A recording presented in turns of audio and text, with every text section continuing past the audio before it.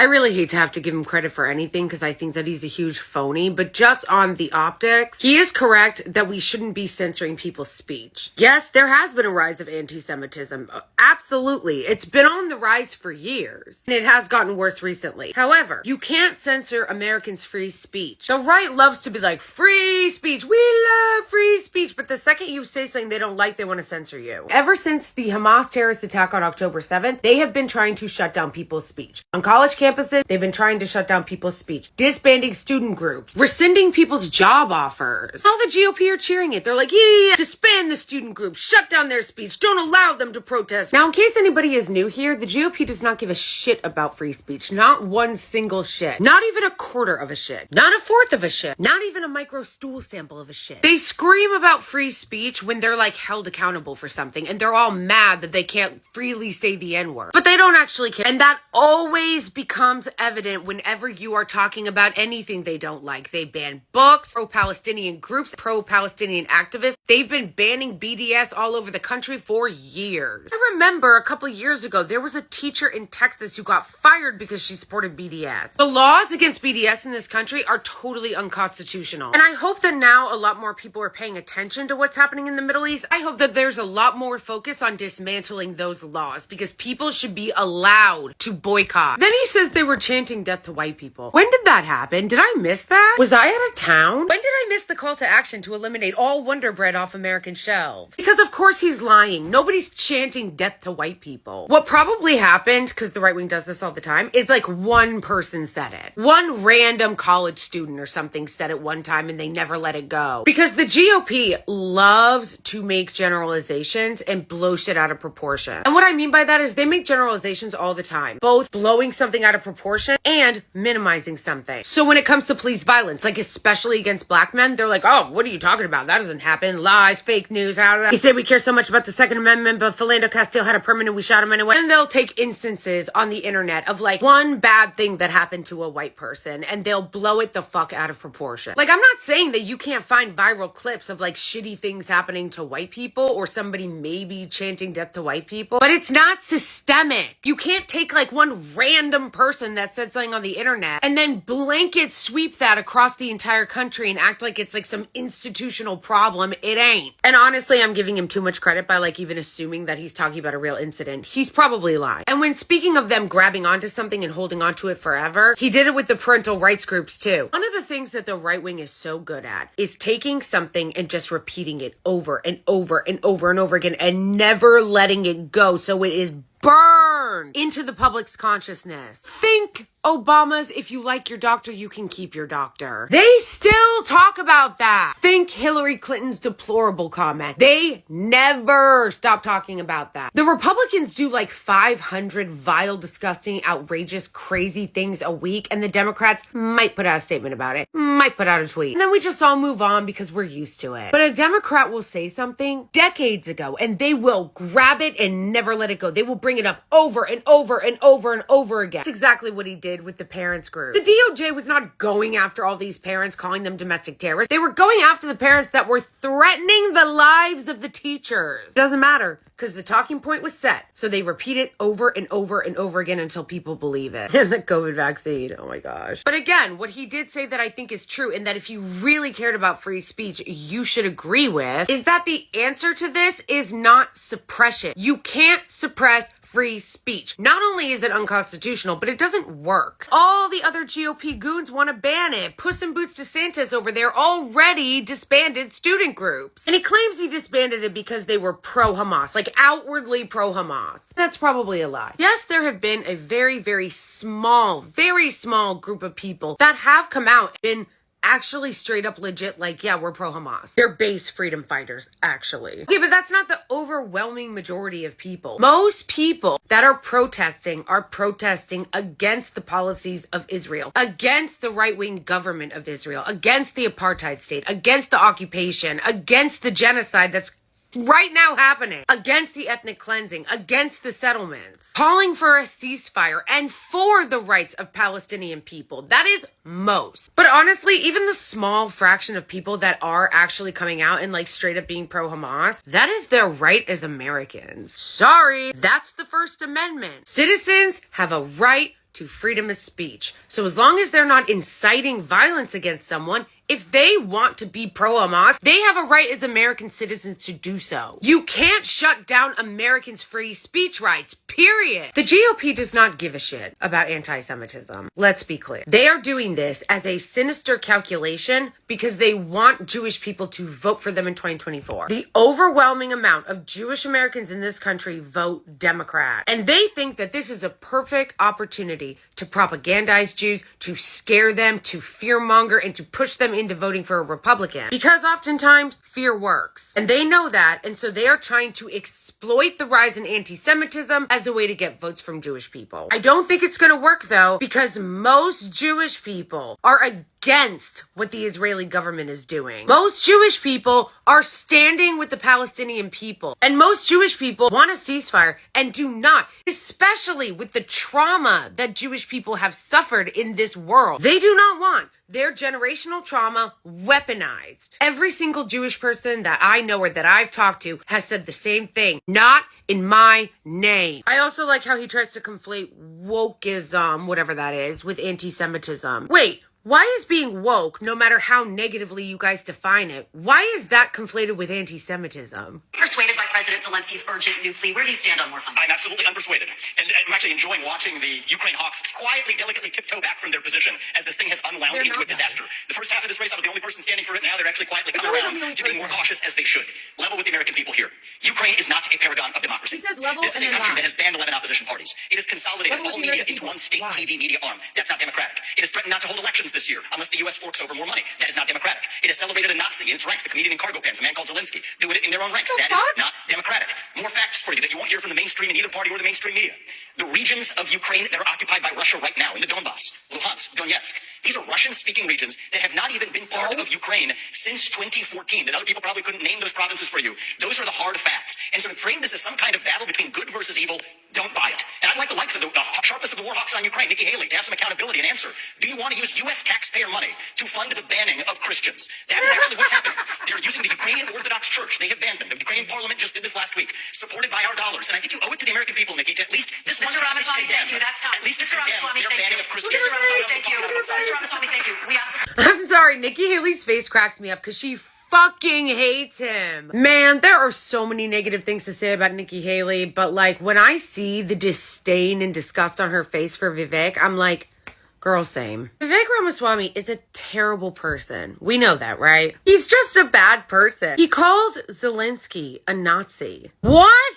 Volodymyr Zelensky is Jewish. It is disgusting to call him that. Bro, it hasn't even been 5 minutes since he was pretending to give a shit about anti-Semitism before he goes in and starts saying bigoted anti-Semitic shit against Zelensky. They lie so much about what's happening in Ukraine, it's crazy. It's like they love Putin even though they're always pretending to be like freedom this, freedom that, America. Why are they always standing up for this dictator? Putin is a fascist. He's an oligarch. He's a dictator. He's famous for having contact with people and then they suddenly fall out the window or get in a plane crash. Putin is scary as fuck. And the fact that there are so many Americans that are willing to defend him makes me wonder if they want our country to look a little bit more like Russia. And that bullshit he gave about the provinces. Oh, okay, so they speak Russian. I guess in that case it's okay to annex them? And then he's like, well, they've been a part of Russia since 2014. Yeah, because he invaded. Their opposition to helping Ukraine doesn't have anything to do with fighting the military-industrial complex. I want to hold the military-industrial complex and the Pentagon accountable too, and they never seem to want to join that. How you know it's hollow is because when it comes to Israel, the one we give the most money to, no questions are asked, no talk about the military-industrial complex or nothing. But then when it comes to Ukraine, they're like, man, Ukraine is so corrupt, we shouldn't be helping them. Kind of an anti-Semitic dog whistle considering how many Jewish people are in Ukraine and who leads it. And don't be like, oh, but they support Israel and they're Jewish. That's not why they support Israel. They also don't care about nor respect democracy. They like that Russia is a dictatorship. They think that Putin is based in red pill. They use Ukraine as a way to pretend to care about holding the military-industrial complex accountable and to pretend to be anti-war. But they're not. As I said, if you have any question about that,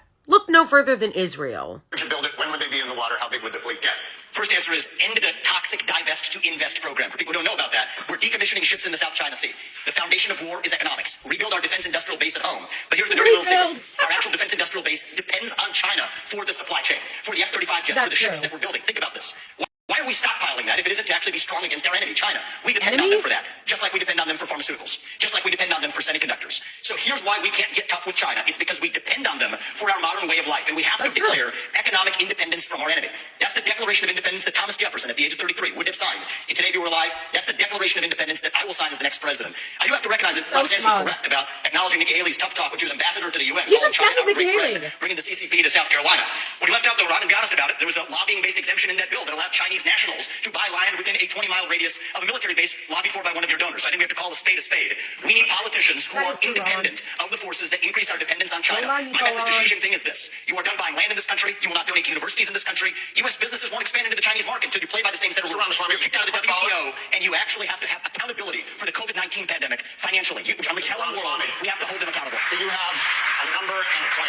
I think that we need to increase our naval capacity by at least 20% over the course of the next several years. I think we have to, at minimum, be able to meet our AUKUS agreement standards. Right now, we are at risk of not even being able to meet our AUKUS standards with Australia and the UK. So what we need to do is have a plan that reverses the trajectory of the divest to invest program by 20% over the next 3 years. That is only the beginning of the amount of deranged psychosis that so many of them go into when talking about foreign policy. The warmongering and war hawking on China is so fucking insane. Listen to the language that they use to try to manufacture consent. They say that China is our enemy. They're not our enemy. They're our competitor. They're also our trading partner, just like Mexico and Canada are. This type of deranged warhawkery is meant to get in the subconscious of Americans to get us to see them as enemies. That is what they do. And so much of what they criticize China for are things that they allowed because they make money off of it. Our economy is totally intertwined with China's. We're like that. That's not changing. And the reason why it's not changing is for the exact reason he actually said. Because Americans are reliant on China. Because let me tell you something about us as Americans. And I wish this wasn't the case, but it is. We are a consumer society. We value a lot of things less than we do our comforts and our conveniences. And this just isn't my opinion. There's fucking polling to back this up. A recent poll came out that said that 60% of Americans, 60, that's a clear majority, would rather give up their right to vote than give up TikTok or their smartphone. So yeah, there are some of us that might be depressed by that fact, but that is the fact indeed. We are heavily intertwined with China's economy. We are heavily reliant on China when it comes to manufacturing and trade. And the fact remains that as a consumer-driven society that America is, and how addicted we are to our convenience and our culture of comfort, there ain't no fucking way. We would not have the lifestyle, we would not have the prices, priority, or profit if it weren't for our enmeshment with China. And I love how he calls out Ron DeSantis to allow loopholes in his bills in order to allow Chinese companies that he's doing business with or that lobbied him to get a sweet deal. That may be true, and DeSantis definitely lied about that, but I can't stand Ramaswamy's like pretend principled shtick. We have to call it out. We have to call a spade, and I wouldn't do that because I'm not corrupt like these guys. Slow down, Slim. You are just as fucking corrupt. He made tons of fucking money in his businesses in private practice in China. These are the same people, all these China hawks who want to saber rattle and whip people up into a frenzy against China are the same people who themselves have become multimillionaires and billionaires because of their businesses in China. So spare me this fake accountability of we're going to make sure that we're investing in divesting and blah, blah, blah, blah, blah, when you yourself have made a ton of money because of the Chinese markets. Get the fuck out of here. Remember how a second ago that I said listen to the way that they say things because they use language on purpose in certain ways to manufacture consent. They always frame our insane off the fucking charts levels of military spending as something that we're about to run out of. They love to put like a scarcity mindset in people. We spend more on the military than the next 10 combined. There is no military on Earth that is as powerful as the United States military. And yet when they talk about it, they're like, the military was depleted. Remember Trump did that about Obama? The military was depleted, empty. The shelves were completely empty. They talk about it like we don't have any military equipment. Like we don't invest in the Navy, like we're not investing in the Air Force. Like it's so insane, but it's on purpose. And they tell you that because they want you to be scared and they want you to think that you don't have enough. Because if you think you don't have enough, then you'll be okay with them taking more of our tax dollars and funneling it more into the military industrial complex. Because after all, if you're living in poverty and all your taxes just go to more war, why would you have the nerve to question that? Because it is the price of being safe. Some of these people just want war with everyone. And how are you going to hold China accountable for COVID? That sounds like war hawkery to me, because how else would you hold them accountable? You're not going to do it economically for reasons that I just went over. So what does that leave? When they start talking like that about COVID, know that they're not talking about economic sanctions. They're trying to saber rattle again because they want a war with China. The point that I'm trying to get to is that, has China done fucked up shit? Yeah, of course, like any nation state. Does China influence our politicians? Yeah, they influence a lot of politicians. They influence Hollywood. Are they buying up a bunch of land? Yeah, they are across the United States, which is crazy. They're also buying up tons of apartments in cities like New York City that they don't live in. Many just use it as investment assets, but they never want to talk about that. Why? Because they benefit from that. They benefit from those deals with Chinese companies. The real estate industry and politicians in cities who allow this to happen benefit from it. So do me a favor. Anytime you hear any of them talking about China, saying,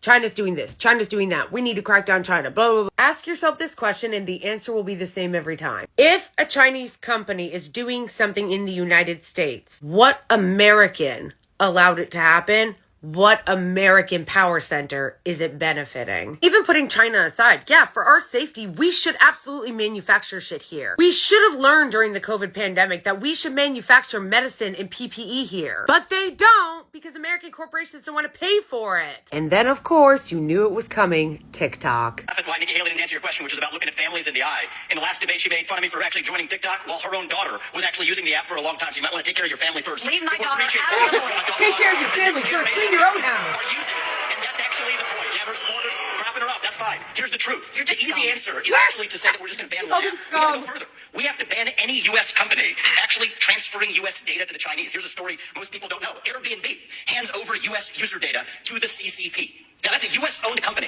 So this is the problem when you have Republicans that temporarily go the way the winds blow, and now it's popular to talk tough on China. When she was UN ambassador, called them literally her words, not mine, our great friend. You can't be fair weather fans of the right policy. Get to the root cause. Also, a lot of our Even companies U.S. don't do companies that in to China. Silicon Valley are regularly doing it.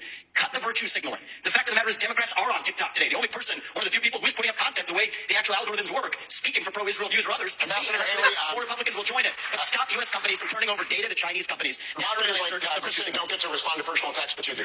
But you know, when he talks about me praising China, he doesn't know the fact that the reason China was praised was because I negotiated with China and Russia the largest set of sanctions against like, North because Korea he's in a a dumbass. generation.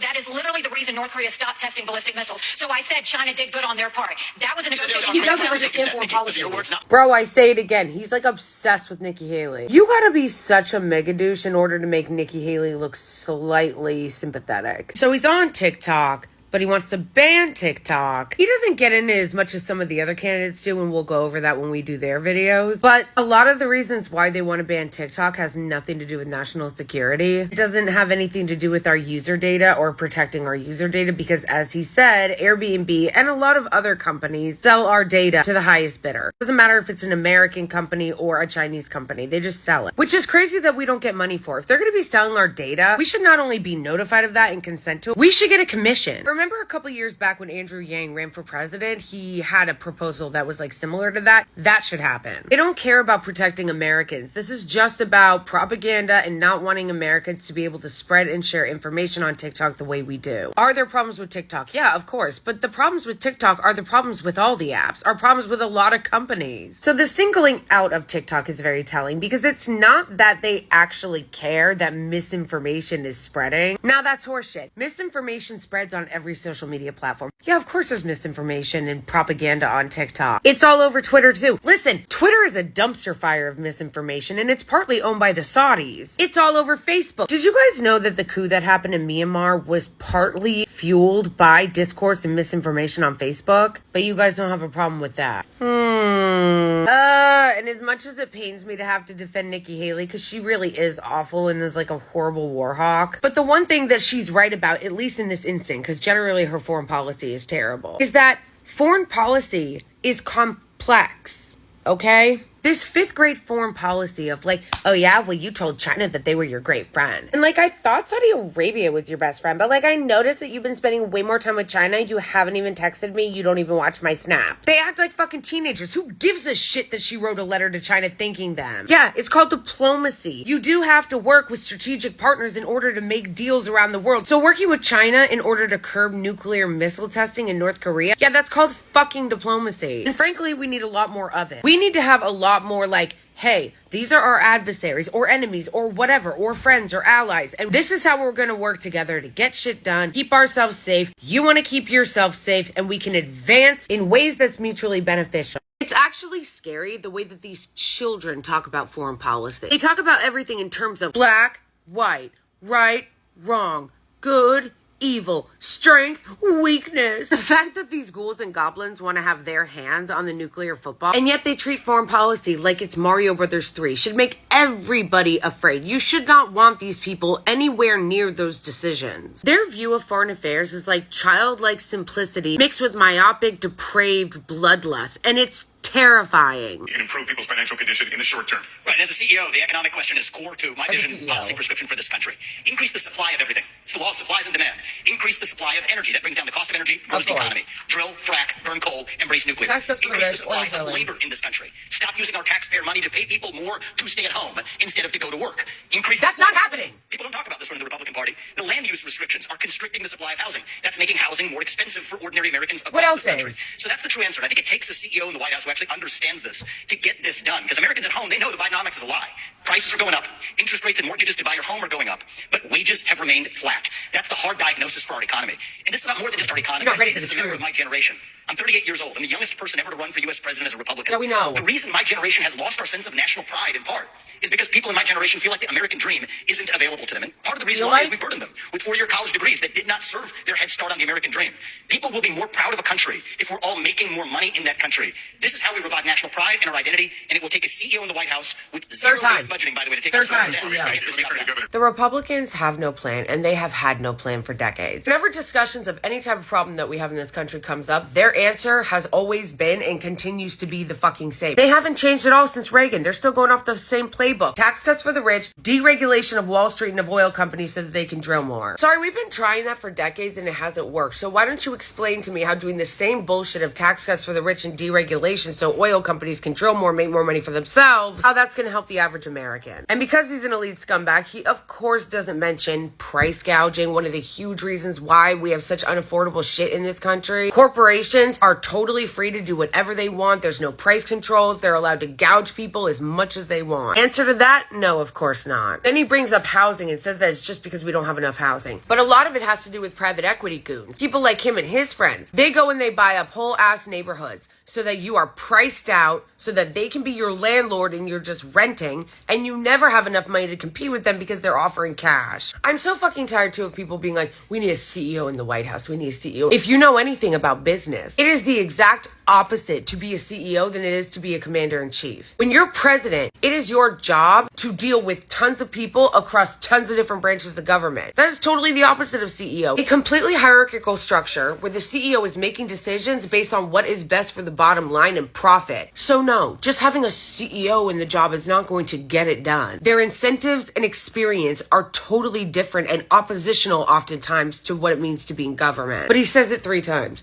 3 times he says it. His whole pitch for president is, I was a CEO, a scumbag CEO, by the way, who ripped off a bunch of people and investors. He has to keep reminding us that he's young since he acts like a boomer in so many ways and is indistinguishable in his rhetoric from any GOP candidate over the last 50 years. Who gives a shit if you're young if all you have to offer the American people is more zombie Reaganism? And they just can't stop lying about oil. And the reason why they're able to get away with it is Biden has actually been doing a lot of oil drilling and a lot of permit approval and a lot of fracking. But he doesn't talk about that because that's something that he said he wouldn't do. And it's not a popular thing on the left. So he kind of keeps it on the DL. It's kind of like when Obama was in office and he had deported so many people, more so than his predecessors. And the Republicans would lie and say that he was soft on immigration. but he couldn't really defend against that by saying he had deported so many people because that wasn't a popular policy. These people are broken talking point machines. I am so fucking tired of hearing these fucking liars talk about how people are getting paid to stay home. This goes back to what I said in my second video where I said they'll grab onto something and just keep repeating it over and over and over again until they convince people that it's true. For 5 fucking minutes during the beginning of the pandemic, there was pandemic unemployment insurance for people who had lost their job. And ever since then, these snakes have been lying over and over and over again, smearing working people, calling them lazy, saying that people are being paid to stay home. Literally, no one is being paid to stay home. All that pandemic era unemployment that people got, it was their money they paid into, and it was because people lost their job. But it reveals just how much they fucking hate working people, how much they fucking hate poor people. The way they talk about them, even though that money was there for 5 seconds and was cut off in 2020. But that has not stopped them from making it a part of their official policy platform of shit that doesn't exist that they're pretending to address. We really need to stop paying people more to stay home than to work. That's literally not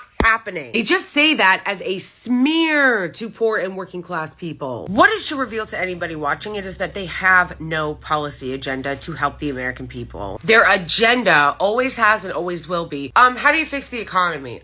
Drill more so corporations can make more money and give tax cuts to the rich, and maybe it'll trickle down on you someday. There's no plan to address housing. There's no plan to address food prices. You'll notice they didn't talk about how to address food prices at all. Because like I said, they don't want to talk about corporate price gouging because the corporations are their bosses. And even though he sits there and lies and he's just another puppet of the rich and the powerful, the oligarchs and the corporations, he's like, here's some hard truths because I'm so real. No plan to address paid family leave. No plan to address wages. I like how he brought up that wages weren't keeping up with the cost of living. Rather than saying like, hey, we need to pay people more, we need to allow people to join unions. His answer to that was, yeah, you're right, people aren't getting paid enough. But that's probably because people are still on unemployment that isn't happening. And people got 4-year degrees. Like, that's the... No, bitch, it's the pay. Wages and pay. We live in the most unequal fucking society where the rich just keep getting richer and richer and richer, exploiting the working class, and the working class keep getting poorer. They know that, but they don't give a fuck because they don't work for the American people, which is why across the board, all their answers were the fucking same. Not one of them actually came up with a proposal that would actually address the concerns of working people.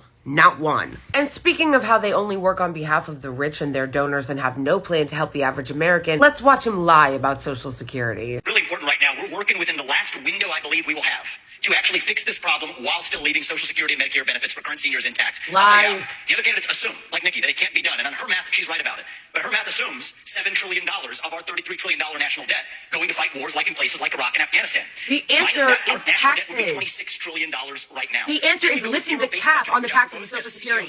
They know that. They're lying. CEOs run businesses. Don't use last year's budget as the baseline. Start with 0 as the baseline and then ask what's actually necessary. 75% headcount reduction. Yes, that is severe. In the number of federal employees in the Washington, D.C. bureaucracy. Shut down redundant agencies that should not exist. Redundant agencies? We just don't need Social I think we Security. can get to 3, 4, maybe even 5% GDP growth if we really take the regulatory shackles off of our economy. And against that backdrop, I believe this is our last best window to be able to take care of our national debt problem through those severe measures, including sacrificing the foreign wars that many bloodthirsty members of both parties have a hunger for. That's the one secret for how we're going to be able to do this, and that requires discipline. So we can't have the first conversation we were having sending foreign aid willy-nilly to countries whose national debt per capita is less than ours. Thank you, but if we Mr. do this correctly, I think this is our last window, and it'll take a CEO from the next generation to do it. See, like I said, it's like the same fucking shit over and over and over again. He's like, we gotta take off the regulatory shackles. They always say that. And all that is a code word for allowing rich corporations to do whatever the fuck they want to do, privatize their gains, and then socialize their losses onto the American people. That's all that means. Are there some stupid regulations that could be undone? Yeah, sure. But regulations are often there, as I've talked about before, to protect people. They always treat regulation like it's a fucking cuss word. Regulations are there so that you don't drink poison water. They're there so that your house doesn't collapse on you. Financial regulations are ostensibly there because we really don't have that many to begin with, so I don't know why they're always fucking humping this issue. They're supposed to be there to protect you from being cheated by the bank or to have speculators on Wall Street gamble with your savings. They hate regulations because they don't want you to have any protection. When you hear them talk like that and be like, oh, regulations, we need to unleash it. They're not talking about for your benefit. They're talking about for the benefit of the corporations and the people that they work for, the billionaires. Government regulations are supposed to be there to protect people. It is the government's job to protect its citizens. And the project over the last 50 plus years of the Republicans has been use specific words like deregulation and unleashing the American economy to make people think that you're doing it for their benefit when it's actually to their detriment. Maybe if there were more regulations on DuPont, so many people wouldn't have gotten sick. Maybe if there were more regulations on products, women wouldn't have gotten ovarian cancer from using Johnson & Johnson baby powder. Like, I'm begging you, stop listening to the lies that they tell about deregulation. They only represent business. Nothing they propose for the economy will be on your behalf. Special forces in Mexico shoot them stone cold dead at the border. One thing I just want to say, and how we're talking about this issue is, like Ron, I've actually met many parents across this country who have lost their kids to laced pharmaceuticals that have fentanyl in them. The only thing I would ask, Ron, I think you'd be on the same page with me on this. Let's not even call that an overdose. Right. That is not an overdose. That is poisoning. If you put that fentanyl in a Big Mac, we would not call that an overdose. You'd call it what it is. It's closer to bioterrorism. And I say that because as it uniquely relates to this crisis, that does warrant more aggressive means to deal with it.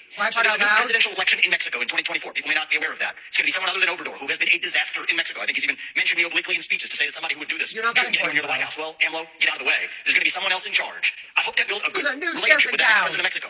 We'll use our own military to seal our own southern border. What we need to do is stop using our military to protect somebody else's border halfway around the world when we're short right here at home. Get serious about protecting this border. And then the other thing that hasn't been discussed is the northern border.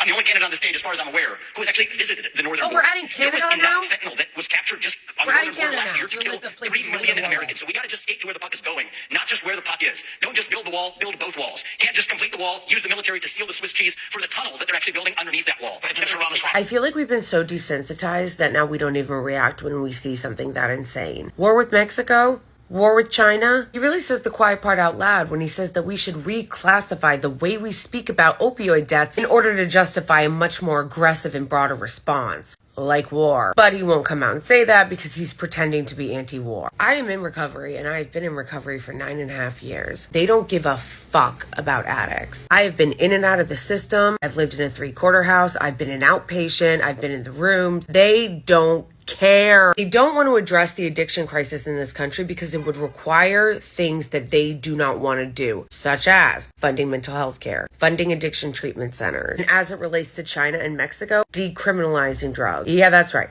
They are still holding on to the drug war. The drug war was a failure. This idea, you're just going to go into Mexico and in China and in Canada now too, I guess, and just blast all the bad guys away. It's just more simple narratives to try to avoid actually dealing with the issue. This is a large crisis and it's intertwined with the drug war. And until and unless you actually decriminalize drugs, you are not going to fix this. And the xenophobia fear-mongering of like acting like China is purposefully poisoning Americans is once again another attempt to rile up Americans to make them see China as our enemy. I also like how they pretend that this is an outside issue. Oh, we just have an opioid crisis because of China and Mexico and Canada. No, people were dying by the thousands because of pharmaceutical companies that never got held accountable. It's really funny how when it comes to China and Mexico and now Canada, they want to go to war over it. But when it came to our own country and our own pharmaceutical companies that poisoned a bunch of people, not only did none of them go to jail, they only got a slap on the wrist little financial penalty. I'm talking about Purdue Pharma, but I'm also talking about a lot of other companies that got caught knowing